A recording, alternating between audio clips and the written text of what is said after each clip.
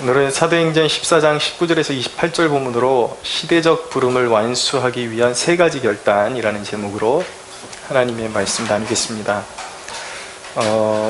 오늘 본문은 바울 일행이 바울과 바나바와 그 일행들이 1차 전도의 여행을 마무리하는 대목에 이르렀습니다. 이 대목을 묵상하다 보면은 이 시대에 기울어진 교회를 다시 세우라는 하나님의 시대적 부르심을 느끼게 됩니다.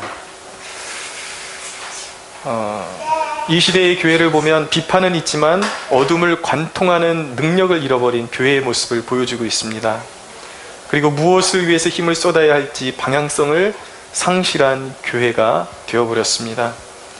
그러나 주님이 간절히 원하는 것은 이 시대의 교회들이 성령의 능력으로 다시 일어나 어두움에 맞설 수 있는 그런 힘을 회복하기를 원하십니다. 그렇다면 이 시대에 부름받은 우리 성도들이 교회를 다시 견실하게 세우라는 시대의 부름을 완수하기 위해서 우리가 결단해야 될 세 가지 결단이 무엇인가 오늘 본문을 통해서 나누도록 하겠습니다.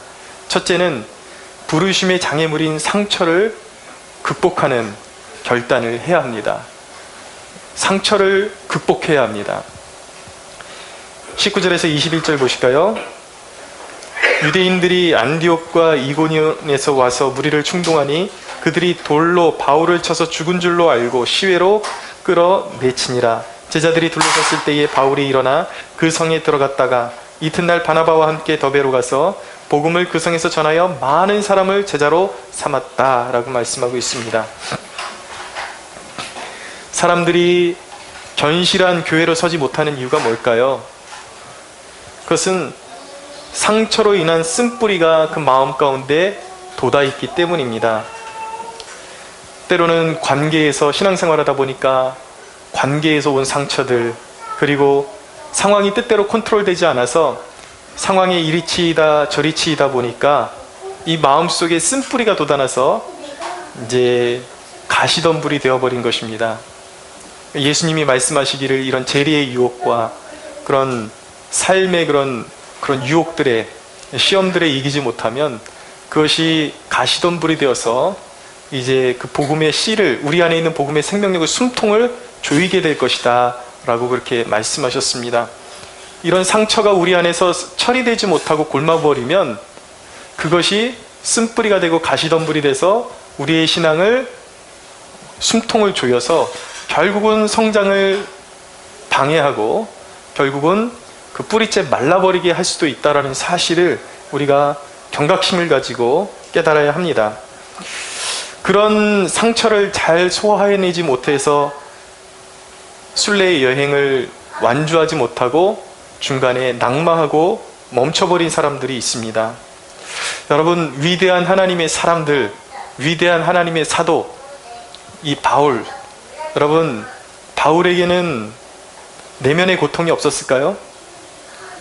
바울이 루스드라에서 성공적인 사역의 결실을 맛볼 즈음에 지난주에 우리가 말씀을 나눌 때에 나면서부터 앉은뱅이가 됐던 사람을 그 믿음을 보고 바울과 바나바가 일으켜 세웠다라는 것을 우리가 살펴보았습니다. 그랬더니 심지어는 사람들이 바울과 바나바를 신이라고 제사까지 지내려고 했던 그런 소동이 한바탕 벌어졌던 것을 우리가 기억합니다. 그런데 이렇게 성공적인 사역의 결실을 맛도 보기 전에, 음미하기도 전에 지나왔던 비시디아 안디옥과 이고니온이라는 곳에서 악감을 품었던 유대인들이 끝까지 쫓아와가지고, 이 도시까지 쫓아와가지고 사람들을 충동시켰습니다. 그래서 결국 오늘 본문에 보면 그 충동당한 사람들이 바울을 돌로 쳐서 거반 죽게 되었다라는 것을 말씀하고 있습니다. 이 돌로 친 무리들이 누구인가? 바로 얼마 전에만 해도 이 바울과 바나바를 우러러 보았던 사람들이 충동되어서, 악감을 가진 유대인들에게 충동되어서 그들을 돌로 쳤던 것입니다. 죽은 줄 알았습니다. 죽은 줄 알고 시외로 이제 갔다가 이제 내다 버렸는데, 이제 제자들이 염려가 돼서 이제 죽었구나 그러고 이제 장사라도 치를 요량으로 바라보고 있었는데, 다행히도 숨이 붙어 있었습니다. 그래서 바울이 그 상황 속에서 툭툭 털고 일어나서 그가 다시 일어나서 그 상처가 아물기도 전에 그가 들어간 곳이 어디냐면 바로 20절에 보면 그 성으로 들어갔다라고 말씀하고 있는데 그 성이 어디입니까?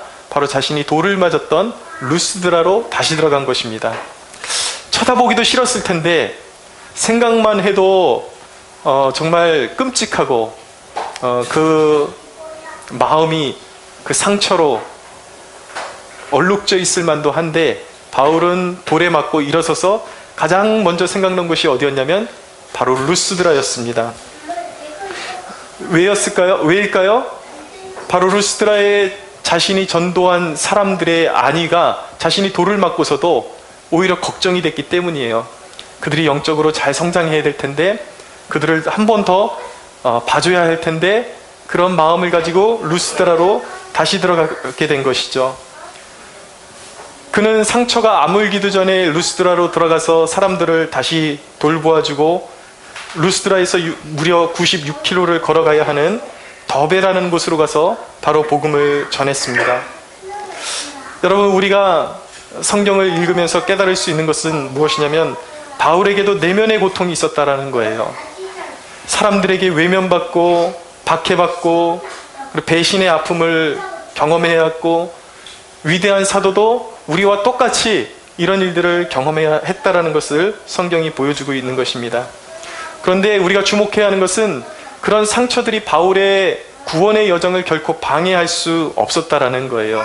그의 구원의 발걸음, 그의 순례의 여정을 그 무엇도 어떤 상처도 그의 발걸음을 막을 수 없었다라는 것을 우리가 주의해서 봐야 하는 것입니다. 왜입니까? 그는 그 상처에 집중한 것이 아니라 그에게 부여된 하나님의 부르심을 따라갔기 때문에 상처에 매이지 않고 계속해서 순례의 여정, 구원의 발걸음을 계속해서 그는 걸어갈 수가 있었던 것입니다. 그의 부르심이 무엇입니까? 여러분, 이 사도의 부르심은 바로 성령의 내주로 시작된 구원을 이루라는 하나님의 부르심이었어요. 또 한 가지는 마귀가 장악한 세상에서 사람들을 끌어내어서 하나님의 거룩한 교회로 세우라는 그런 거룩한 부르심이었습니다. 여러분, 우리가 신앙생활하는 이곳은 불완전한 곳입니다. 마귀가 세력을 떨치는 곳입니다. 그렇기 때문에 우리가 믿었던 사람들이 우리를 배신한 일도 있고 수많은 사람들이 우리에게 상처를 주고 계속해서 우리에게 덤벼들고 이런 일들이 계속해서 벌어지게 되어 있는 거예요. 여러분, 이 세상의 불완전함을 모르고 마귀의 세력을 모르게 되면 늘 실망하게 됩니다. 어떻게 저 사람이 나한테 저럴 수가 있지? 이렇게 나한테 내 심령에 이렇게 비수를 꽂을 수가 있지? 그렇게 되는 것이죠. 그런 것에 집중하다 보면은 더 이상 우리가 믿음의 경주를 달려가야 할 이유를 찾지 못하게 되는 것입니다.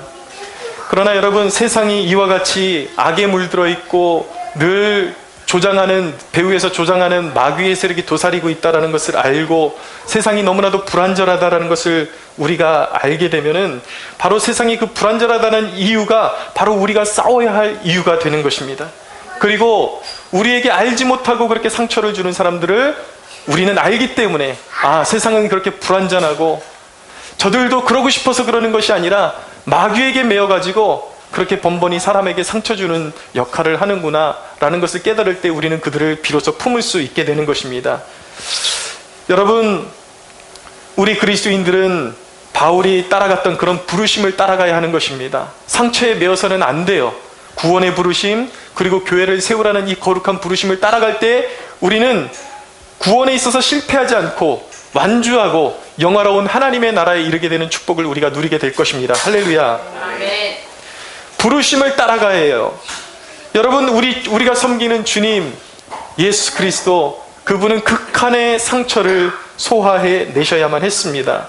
말씀을 한 구절 읽어드리겠습니다. 이사야서 53장 2절에서 8절 보면 그리스도께서 이 땅에 오셔서 어떤 상처를 받고 감내하셨어야만 하는지에 대한 말씀이 선포되고 있습니다. 53장 2절에서부터 8절에 있는 말씀 읽어드립니다. 그는 주 앞에서 자라나기를 연한 순 같고 마른 땅에서 나온 뿌리 같아서 고운 모양도 없고 풍채도 없은즉 우리가 보기에 흠모할 만한 아름다운 것이 없도다. 그는 멸시를 받아 사람들에게 버림받았으며 간고를 많이 겪었고 질고를 아는 자라. 마치 사람들이 그에게서 얼굴을 가리는 것 같이 멸시를 당하였고 우리도 그를 귀히 여기지 아니하였도다. 그는 실로 우리의 질고를 지고 우리의 슬픔을 당하였거늘 우리는 생각하기를 그는 징벌을 받아 하나님께 맞으며 고난을 당한다 하였노라. 그가 찔림은 우리의 허물 때문이요 그가 상함은 우리의 죄악 때문이라. 그가 징계를 받음으로 우리는 평화를 누리고 그가 채찍에 맞음으로 우리는 나음을 받았도다. 우리는 다 양 같아서 그릇 행하여 각기 제 길로 갔거늘 여호와께서 우리 모두의 죄악을 그에게 담당시키셨도다.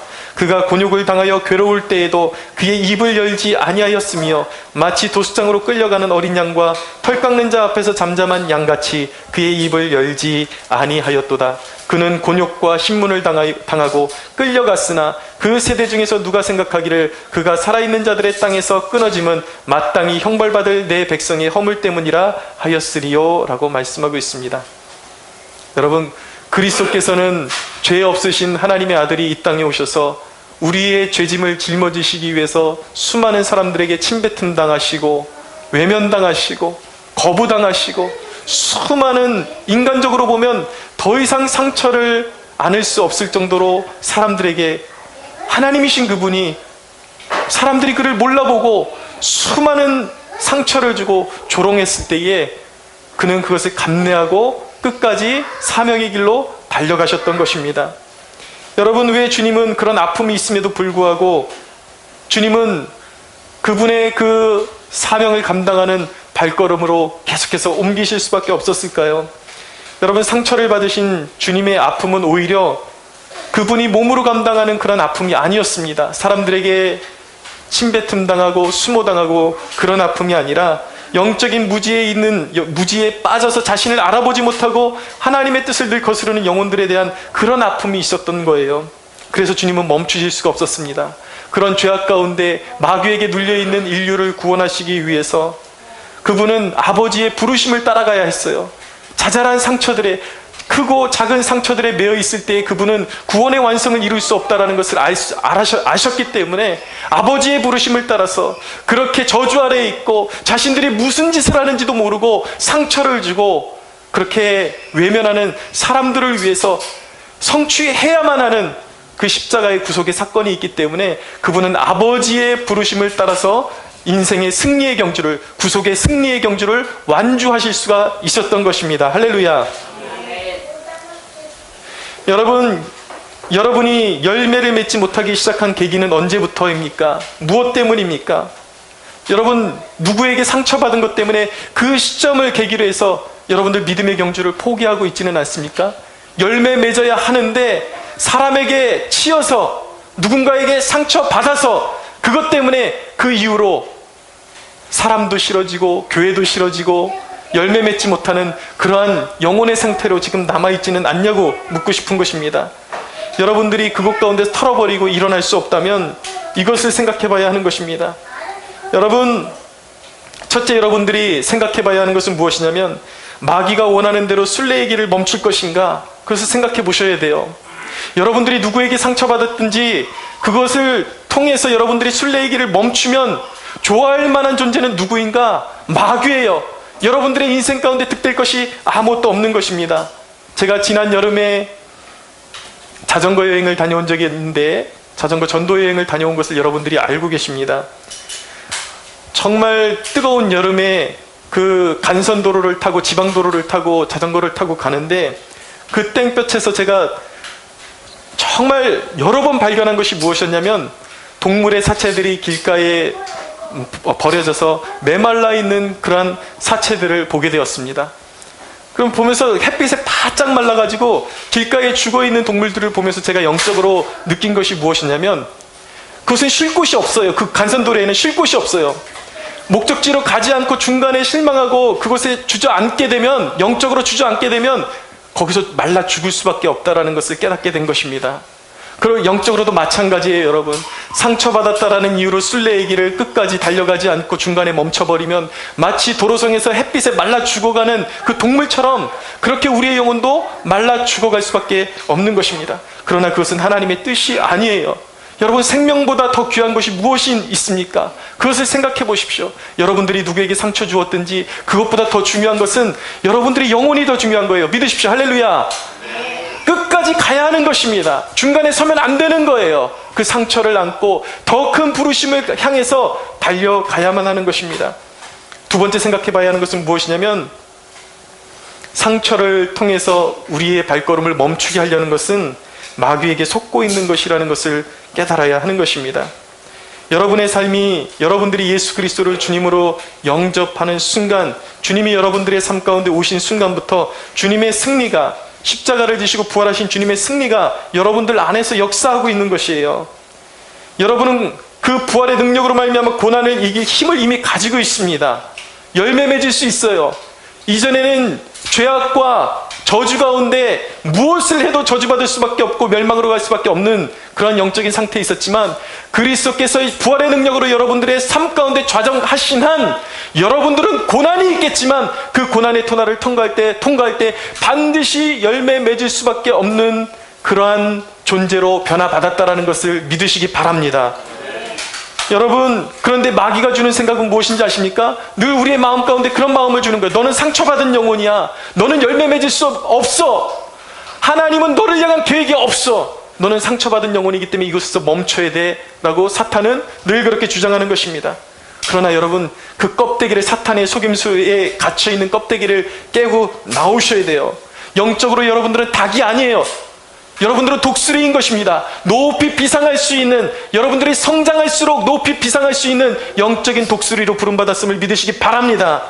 그러므로 여러분들 안에 있는 쓴뿌리들, 상처의 쓴뿌리들을 단호하게 잘라버리기로 결단하십시오. 그리고 믿음으로 잘라내고 일어서서 여러분들이 가고 있는 그 믿음의 길로 완주해 나갈 수 있는 여러분들이 되기를 주 예수의 이름으로 축원합니다. 두 번째, 무엇을 결단해야 되는가? 맡겨주신 영혼들을 돌아보기로 결단해야 하는 것입니다. 21절을 보십시오. 21절부터 보겠습니다. 21절 하반절부터 23절까지 읽겠습니다. 루스드라와 이고니온과 안디옥으로 돌아가서 제자들의 마음을 굳게 하여 이 믿음에 머물러 있으라 권하고, 또 우리가 하나님의 나라에 들어가려면 많은 혼란을 받아야 할 것이니라 하고, 각 교회에서 장로들을 택하여 금식 기도하며 그들이 믿는 주께 그들을 위탁하고. 아멘.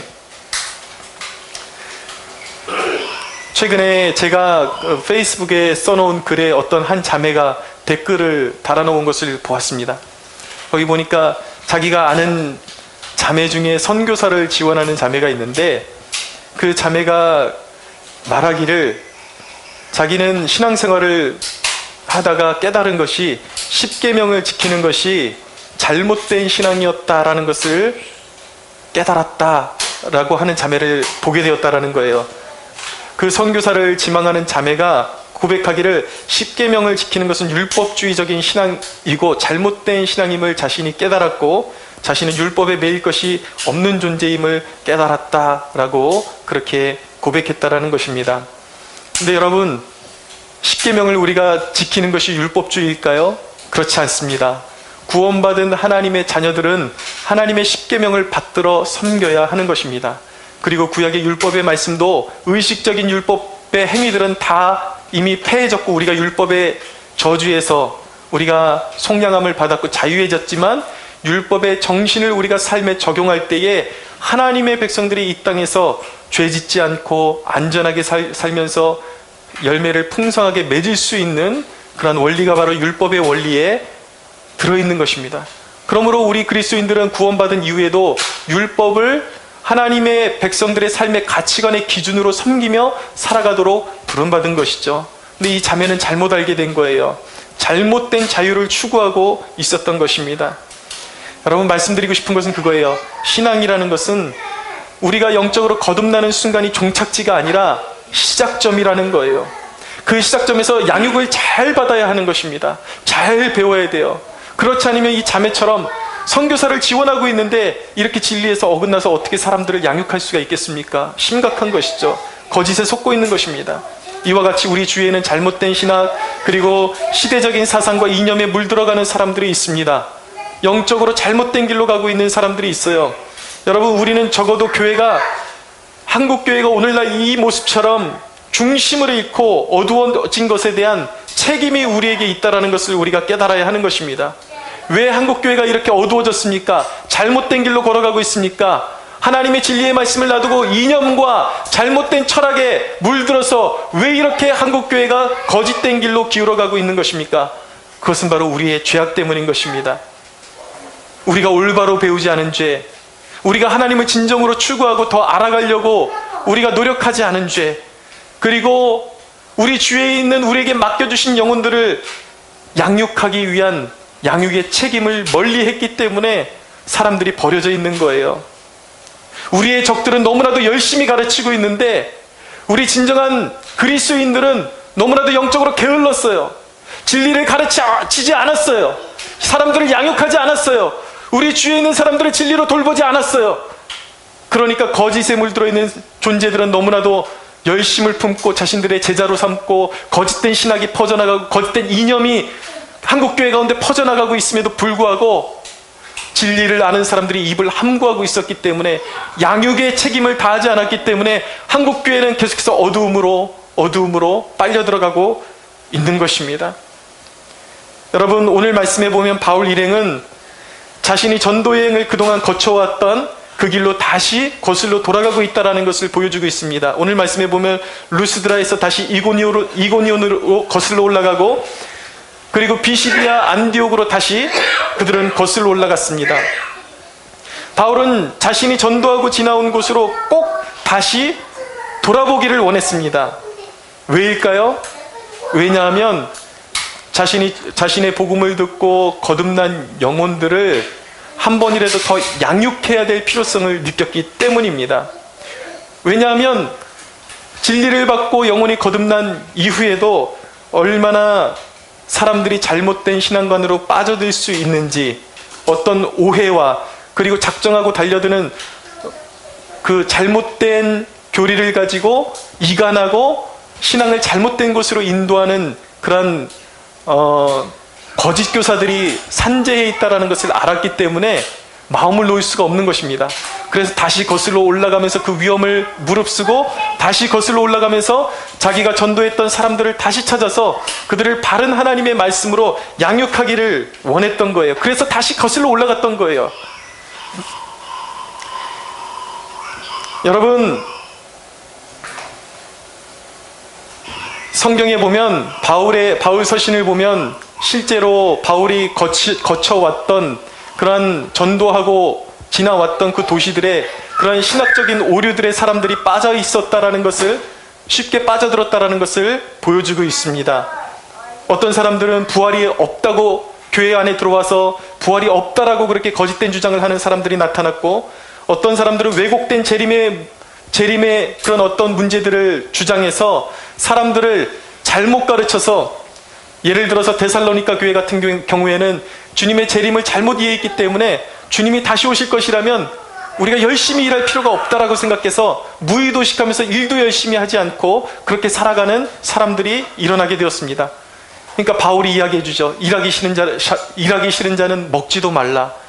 이것처럼 항상 거듭났다고 해서 그것이 끝이 아니라 거듭난 이후에 올바른 신앙적인 관념으로, 신앙적인 그런 진리로 그들을 양육하지 않으면 사람들은 얼마든지 잘못된 길로 빠질 수 있는 위험이 있었기 때문에 바울은 수고를 아끼지 않고 자신이 힘을 다해서 갈 수 있는 곳이 있다면 다시 거슬러 올라가서 진리의 말씀을 다시 전하기를 원했던 것입니다. 여러분, 오늘날 교회 안에 사람은 넘치지만 영향력이 이렇게 사라진 이유는 무엇입니까? 사람은 수없이 많지만 선한 영향력을 끼치지 못하고 있어요. 그 이유는 무엇이냐면 돌봄이 없이, 진정한 양육이 없이 그들이 버려져 있기 때문에 진리를 알지 못해요. 세상 속에서 어떻게 살아가야 할지를 몰라요. 영적으로 버려진 상태에 있기 때문에 사람들은 거듭났음에도 불구하고 세상 가운데 영향력을 끼칠 수 없는 그런 존재로 버려져 있는 것입니다. 생명으로 태어나서 길가에 뿌려졌지만 물과 거름이 없이 죽어가고 있는 그런 영적인 상태로 놓여져 있는 것이 한국교회의 수많은 그리스도인들의 영적인 상태라고 말씀드릴 수가 있습니다. 여러분들이 돌봐야 할 대상은 누구입니까? 여러분들이 돌봐야 할 사람들의 리스트를 한번 만들어 보십시오. 내가 이 평생 내가 만난 주위 사람들 가운데 내가 내 삶 가운데 그들을 돌봐야 할 사람들이 누구인가? 리스트를 만들어 보십시오. 여러분들의 주위에 전도 대상자들과 또 나의 전도를 받은 사람들이 누구고 내가 주기적으로 돌봐야 될 사람들이 누구인지 여러분들 기록해 보십시오. 그리고 주기적으로 여러분 그들을 기억하시고 마음에 품고 찾아가십시오. 그들을 돌봐 주십시오. 그것이 교회를 세우는 하나님의 방법임을 기억하시기 바랍니다. 할렐루야. 바울이 다시 돌아가서 이 거슬러 올라가면서 교회를 굳건하게 하기 위한 3가지 행동이 있습니다. 첫째는 무엇이냐면 바울은 중요한 교훈을 심어주었어요. 22절을 보십시오. 22절에 보면 하반절입니다. 또 우리가 하나님의 나라에 들어가려면 많은 환난을 겪어야 할 것이니라 하고, 바울은 다시 거슬러 올라가면서 사람들에게 믿음을 굳건하게 해주고 그들에게 중요한 영적인 교훈을 심어주었습니다. 그것이 무엇이냐면 하나님 나라에 들어가려면 많은 환난을 견뎌내야 한다라는 중요한 진리를 가르쳐준 것이었습니다. 여러분, 진정한 하나님의 자녀로서 제일의 표지가 무엇입니까? 그것은 단연 환난을 받는 것입니다. 여러분, 그러므로 여러분들이 질문을 할 때 이런 질문은 잘못된 거예요. 나는 잘 믿는데 왜 이렇게 인생이 곤고한가? 환난이 많은가? 잘못된 질문이에요. 여러분들이 하나님의 자녀이기 때문에 이 땅 가운데서 어떻게 해서든 여러분들의 순례의 발걸음을 가로막기 위한 마귀의 방해가 극심하다라는 사실을 기억해야만 하는 것입니다. 그러나 여러분, 우리가 기억해야 하는 것은 우리가 순례의 길을 완주하기 위해서 그 가운데서도 성도는 하나님의 통치와 구원하심을 굳게 믿어야 하는 것입니다. 할렐루야. 여러분, 가시밭에서 일어나는 백합화 같은 인생을 살고 싶으십니까? 그렇다면 오늘 이 말씀을 꼭 기억하십시오.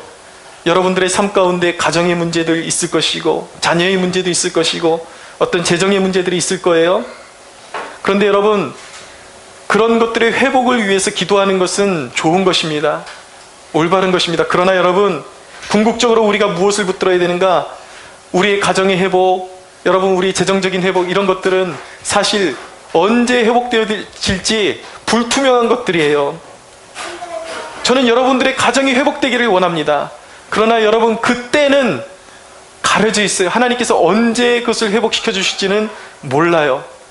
때로는 어떤 사람에게 허락된 고난은 인생의 끝까지 짊어지고 가야 할 고난도 있다라는 것을 우리가 보게 됩니다. 그러므로 여러분, 우리가 신앙을 완주하고 승리하기 위해서는 불투명한 현세의 회복을 붙잡지 말고 영원한 나라에서 맛보게 될 회복을 붙잡아야 하는 것입니다. 할렐루야. 제가 한 몇 년 전에 가족들과 함께 전라남도의 증도라는 곳에 간 적이 있습니다. 어떤 곳인지 모르고 갔어요. 그런데 거기서 어떤 기념비를 발견하게 되었는데 거기에 문준경 전도사라는 여자 전도사님의 기념비를 발견하게 되었습니다. 알고 보니까 그 증도라는 곳이 굉장히 아주 역사가 있고 그 하나님이 일하신 깊은 흔적이 있는 그러한 섬이었다라는 것을 발견하게 되었습니다. 이 문준경 전도사님은 원래 평범한 여인이었습니다. 그런데 남편에게 소박을 맞고 결국은 그 아픔을 통해서 그녀의 삶을 하나님께 드렸어요. 그 남편에게 소박맞은 아픔을 가지고 사람들을 찾아다니면서 기도에 헌신하면서 증도에 있는 사람들에게 복음을 전하고 자기의 자녀들처럼 그렇게 돌보아 주었습니다. 아이들을 전도하고. 그런데 여러분, 놀라운 사실은 이 증도라는 마을의 사람들의 거기에 거주하는 사람들의 90% 이상이 모두가 그리스도인이 되었어요. 지금도 그 마을의 주민들은 90% 이상이 그리스도인들입니다. 한 여인의 희생으로 말미암아 놀라운 열매들이 맺혀진 거예요. 이 전도사님은 너무나도 안타깝게 공산당에 의해서 죽창에 찔려서 이제 6.25 때 이제 순교하고 마셨는데, 이 가냘픈 여인을 통해서 하나님께서 이루신 역사가 너무나도 큰 것입니다. 한 마을이 다 복음화가 되어버렸어요. 여러분, 한국교회 기라성 같은 목회자들이 이 여인을 통해서 태어나게 됩니다. 이만신, 정태기, 김준곤, 한국 그 대학생 선교회 CCC의 김준곤 목사님이 바로 이 문준경 전도사님의 제자였어요. 여러분, 이 문준경 전도사님의 그 제자로서 김준곤 목사님이 있었는데, 한국교회 기라성 같은 목사님 옥한음, 그리고 하용조, 이동원, 이런 기라성 같은 목사님들이 모두 이 김준곤 목사님의 제자들이었다라는 것을 우리가 알게 되는 것입니다. 한 여인의 희생을 통해서, 한 여인의 하나님 나라의 헌신을 통해서 이런 놀라운 역사들이, 이런 놀라운 열매들이 있게 되었다라는 것이죠. 말씀드리고 싶은 것은 이것입니다. 문준경 전도사가, 이 여인이 남편에게 소방맞고 현세의 회복을 붙잡았다면, 새로운 남편을 얻기를 힘쓰고 그냥 가정의 회복만을 위해서 붙잡고 살았다라면, 여러분, 이런 놀라운 열매들을 그 여인이 어떻게 얻을 수가 있었겠습니까? 그녀가 만약에 현세적인 회복을 붙잡았다면 그녀의 많은 인생의 허송세월을 보내고 말았을 것입니다. 그러나 현세적인 회복에 초점을 맞춘 것이 아니라 이 여인이 영원한 회복, 하나님 나라의 가치를 붙잡았기 때문에, 비록 남편에게 버림받은 상처가 있었지만 이 여인의 몸으로 이룰 수 없었던 놀라운 풍성한 열매들을, 하늘의 열매들을 얻을 수가 있었던 것입니다. 할렐루야. 아멘. 사랑하는 여러분, 상처에 붙잡혀 있지 말고, 세상적인 회복 붙잡지 말고, 영원한 가치관을 붙잡고 하나님 나라에 향해서 끝까지 달려가는 여러분 되시기를 바랍니다. 아멘. 두 번째, 바울이 한 일은 장로들을 세웠습니다. 보십시오. 다시 그 선교했던 도시들로 거슬러 올라가면서 바울이 했던 일은 장로들을 세웠어요. 여기서 장로는 말씀을 전하는 목회자들을 이야기하는 것입니다. 교회를 돌보고 말씀을 전하는 목회자들을 세웠습니다. 그런데 목회자들을 세운, 이 장로들을 세운 기준이 무엇이었는가? 믿음과 성실함이었어요. 돈을 얼마나 가졌느냐, 이 사람이 사회적 지위가 얼마나 대단하냐, 그것을 보고 장로로 세운 것이 아니었어요. 진실한 믿음과 그리고 영적인 성실함이 조건이었습니다. 그런데 한국교회의 아픔은 무엇입니까? 이 원리를 거꾸로 거슬러 올라갔기 때문에 망하는 길로 들어선 것입니다. 한국교회가 직분자를 세우는 원칙은 무엇입니까? 원리는 무엇입니까? 오늘날 너무나도 많은 교회들이 그 사람이 가진 돈을 근거로 해서 직분자를 세워요. 돈을 얼마나 가졌느냐? 교회에 얼마나 헌납할 수 있는 여건을 가지고 있느냐? 이것을 보고 장로를 세워요. 사회적 지위가 얼마나 대단하냐? 교회에 얼마나 위상의 보탬이 될 수 있는 지위를 가지고 있느냐? 이런 것들을 보고 사람을 세우는 것입니다. 그러니까 한국교회가 망조가 드는 길로 걸어가고 있는 거예요. 여러분, 오늘 이 말씀에 보니까 바울이 사람을 세우고 장로들을 세우고 금식으로 기도하며 사람들을 세웠다라고 말씀하고 있습니다. 초대교회가 사람을 세우는 방식은 무엇이었습니까? 금식하며 기도함으로 사람을 세우는 것이었습니다. 그것이 바로 예수님이 사람을 세웠던, 제자들을 세웠던 방식이었어요. 오늘날 한국교회가 다시 일어서려면 주님이 택했던, 그리고 사도 바울이 걸어갔던 이 방식으로 우리가 돌아서야 함을 믿으시기 바랍니다. 금식하며 사람을 세워야 하는 거예요. 눈물로 사람을 세워야 하는 거예요. 여러분들이 양육하는 사람들을 위해서, 자녀들을 위해서 금식하며 기도하십시오.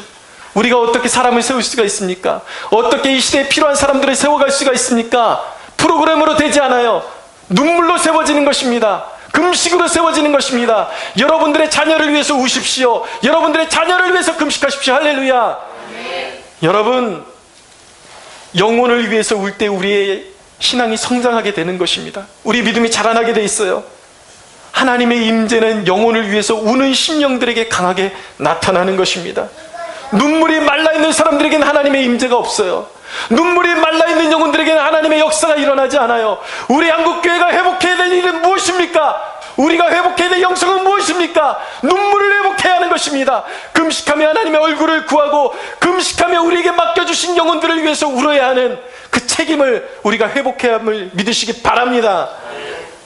여러분, 세 번째로 바울이 그들을 믿음에 굳게 세우기 위해서 했던 일을 23절 하반절에 보면 그렇게 자신이 최선을 다하고 모든 것을 주께 위탁했다라고 말씀하고 있습니다. 여러분, 우리가 모든 것을 할 수는 없다는 사실을 인정해야 돼요. 우리가 누군가를 품고 주기적으로 가서 복음을 전하고 양육하고 그들에게 할 도리를 다 했으면 우리가 해야 할 일은 무엇입니까? 하나님께 맡겨드려야 하는 거예요. 성령의 역사로 말미암아 그 사람 가운데 자라나는 역사가 있도록 이제 맡겨드려야 하는 것입니다. 사랑하는 여러분, 하나님은 버려진 이 세대를 불쌍히 여기십니다. 하나님은 우리에게 이런 사람을 찾고 계세요.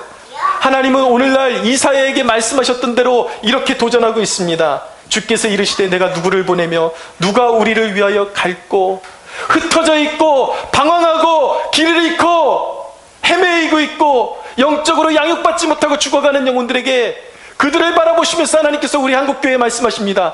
누가 나를 위해 가서 그들을 양육할고, 누가 나를 위해 가서 그들에게 복음을 전할고, 누가 나를 위해 가서 방향성을 잃어버리고 헤매이는 영혼들에게 진리의 말씀으로 그들을 이끌어주고 찾고 계십니다. 여러분, 이사야는 하나님의 그런 도전에 주여 내가 여기 있나이다, 나를 보내소서라고 대답했습니다. 사랑하는 여러분, 이사야와 같이 오늘 하나님께서 우리에게 주시는 도전에 우리 모두가 주여 내가 여기 있습니다, 나를 보내소서라고 고백할 수 있는 저와 여러분들이 되기를 축원합니다. 세 번째 우리에게 필요한 결단은 이것입니다. 열매를 주실 하나님을 신뢰해야 한다라는 거예요. 하나님을 신뢰하기로 결단하십시오. 24절에서 28절을 함께 읽어보겠습니다. 24절에서 28절 시작. 비시디아 가운데로 지나서 밤빌리아에 이르러 말씀을 버가에서 전하고 아달리아로 내려가서 거기서 배 타고 안디옥에 이르니 이곳은 두 사도가 이룬 그 일을 위하여 전에 하나님의 은혜에 부탁하던 곳이라. 그들이 이르러 교회를 모아 하나님이 함께 행하신 모든 일과 이방인들에게 믿음의 문을 여신 것을 보고하고 제자들과 함께 오래 있으니라. 아멘. 이제 이들이 비시디아 안디옥에서 다시 버가로 거슬러 내려와서 이제 아달리아 항구에 도착해서 거기서 배 타고 수리아의 안디옥에 도착하게 됩니다. 여러분 기억나십니까? 수리아의 안디옥이 어떤 곳입니까? 이들을 금식하며 파송했던 그 교회가 바로 수리아의 안디옥인 것입니다. 이제는 다시 거슬러 내려오면서 이제 자신들을 파송했던 교회에 도착한 거예요. 도착해서 이제 교회들을 다 모으고 소위 선교 보고를 한 것입니다. 하나님께서 어떻게 역사하셨는가? 바울 일행은 하나님이 함께 행하신 모든 일과 이방인들에게 믿음의 문을 여신 것을 그들은 간증했습니다. 여러분, 바울 일행이 이렇게 고백할 수 있었던 것은 앞이 보이지 않을 때에도, 사람들이 돌로 치고 핍박할 때에도 포기하지 않고 부르심을 쫓아 생명의 말씀을 전했기 때문에 이런 간증을 할 수가 있었던 것입니다. 핍박이 있었고 돌에 치는 고통이 있었지만 포기하지 않고 생명의 말씀을 전했을 때에 그것에 하나님의 역사가 있었고 열매가 있었다라는 것을 그들이 간증하고 있었던 것이죠. 교회를 다시 견실하게 세우라는 이 시대의 부르심을 이루기 위해서는 우리의 열매 없는 일상에 낙심해서는 안 되는 것입니다. 이럴 때일수록 하나님의 일하심에 대한 믿음을 가져야 돼요. 전도해봤자 무슨 소용이 있느냐? 한 사람도 들어주지 않는데 사람을 양육해봤자 무슨 소용이 있느냐? 돌아오는 것은 배신과 실망밖에 없는데 그렇지 않다라는 거예요. 하나님께서 우리 시대에 우리에게 요구하시는 것은 그럼에도 일어서서 계속해서 말씀을 전하고 사명을 감당하라는 것입니다. 할렐루야. 네. 여러분, 열매가 맺혀지지 않고 보이지 않는 그런 상황 가운데서 믿음의 길을 걸어가는 것이 힘들고 여러분들의 일상 가운데 지침으로 다가올 때에 생각하십시오. 무려 120년 동안 아무것도 보이지 않는 상태에서 방주를 묵묵하게 지었던 노아의 믿음을 기억해 보십시오. 어떻게 그렇게 순종할 수가 있었을까요? 그러나 여러분, 그 수고는 헛된 것이 아니었습니다. 하나님은 반드시 우리의 삶 가운데 일하십니다. 할렐루야. 우리가 복음을 증거할 때 반드시 성령이 함께 하십니다. 할렐루야. 제가 말씀드릴게요. 예전에 한번 간증하고 한 적이 있는데, 제 아내 회사의 사장님이 제가 몇 년 전에 전도하러 갔을 때 저를 문전박대하시고, 당신이 하나님이 살아있으면, 당신이 개척했으면 막 교회가 부흥해야지, 어떻게 당신 교회가 그 모양으로 있으면서 하나님 살아계시다고 말할 수 있냐. 저한테 그랬던 분이에요. 저를 문전박대하시고 거의 쫓겨나듯이 그렇게 나왔었습니다. 그런데 여러분, 말씀드렸듯이 수년이 지나서 저는 복음을 심고 그냥 쫓겨났어요. 그냥 문전박대를 당한 것 뿐이에요. 수년이 지났더니 하나님께서 인간의 힘으로 고칠 수 없는 불치의 병을 그의 심장에 허락하셔서 제가 다시 병원에 가게 됐을 때에 정말 목이 고르고 하나님이 없다고 그렇게 자부했던 사람이 하염없이 눈물을 흘리면서 주님을 믿겠다고 그렇게 고백을 하게 된 것입니다. 할렐루야. 그런데 여러분, 최근에 어떤 일이 있냐면, 그 사장님의 친구분이 계십니다. 또 다른 회사의 사장님이에요. 근데 이분은 저를 그렇게 문전박대하지는 않고, 몇 년 전에 제가 계속 복음을 증거했고, 자신은 어떤 그런 마음의 상처가 있어서 교회는 안 나간다고 했던 분이에요. 끝까지 버티고 그러시다가 지금 한 6, 7년이 지난 지금 이 시점에서 하나님이 그분을 또 쓰러뜨리셨어요. 며칠 전에 갑자기 이분이 쓰러지셔가지고 병원에 입원하는 그런 사건이 벌어졌습니다. 그분이 그러시는 거예요. 저희 아내에게 전화가 와가지고 쓰러지는 순간에 목사님이 생각났다. 그러면서 신방을 한번 와달라는 거예요. 그래서 내일 그분에게 다시 복음을 전하러 갈 것입니다. 할렐루야. 아멘. 여러분, 하나님이 일하십니다. 우리가 복음을 전해도 당장에는 어떤 열매도 나타나는 것 같지 않고 모든 것이 헛된 것 같지만, 복음을 전하는 곳에 하나님의 역사하심이 있고 우리 눈에 보이지 않을 뿐이지, 하나님의 계획 가운데 수년을 하나님이 일하시면서 그 사람이 하나님 앞에 복종하고 돌아올 수 있도록 일하신다라는 이 사실을 볼 수가 있어야 돼요. 할렐루야. 네. 이상해요. 저는 복음만 전하면 사람들이 쓰러지는 것 같아요. 쓰러뜨려갖고 돌려보내시고. 여러분, 하나님이 일하십니다. 여러분, 언제부터 열매 없는 그런 신앙생활 때문에 쟁기를 놓았습니까? 하나님의 일을 손 놓고 있습니까? 언제부터 그 사명감을 잃어버리고 이제는 세상을 따라다니고 맛있는 것 찾아다니고 재밌는 것 찾아다니고, 여러분, 그렇게 사명을 잃어버린 삶을 살아가고 있지는 않습니까? 여러분, 하나님 보좌 앞에 여러분들이 부름받을 때에 무엇을 드릴 준비가 되어 있습니까? 하나님 앞에 드릴 열매가 무엇이 있습니까? 사랑하는 여러분, 다시 쟁기를 잡으십시오. 다시 믿음의 길을 걸어가십시오. 다시 하나님의 일을 여러분들 붙드시고 교회를 세우는 일에 쓰임받는 여러분들 되시기를 바랍니다. 그러므로 내 사랑하는 형제들아, 견실하며 흔들리지 말고 항상 주의 일에 힘쓰는 자들이 되라. 이는 너희 수고가 주 안에서 헛되지 않은 줄을 알미라. 사랑하는 여러분, 세 가지를 결단하십시오. 상처를 극복하기로 결단하십시오. 여러분들에게 맡겨주신 영혼들을 돌보기로 결단하십시오. 열매를 주실 하나님을 신뢰하기로 결단하십시오. 세상을 이기신 그리스도와 연합하십시오. 예수님은 부활이십니다. 예수님과 연합하면 실패해도 성공할 것입니다. 할렐루야. 마지막 날 세상은 다 심판에 들어가도 그리스도와 함께 승리한 교회만이 세상 가운데 우뚝 서게 될 것입니다. 교회를 견고하게 세우라는 이 시대의 부르심에 응답할 수 있는 저와 여러분들이 되기를 주 예수의 이름으로 축원합니다. 하나님께 영광의 박수 올려드리겠습니다.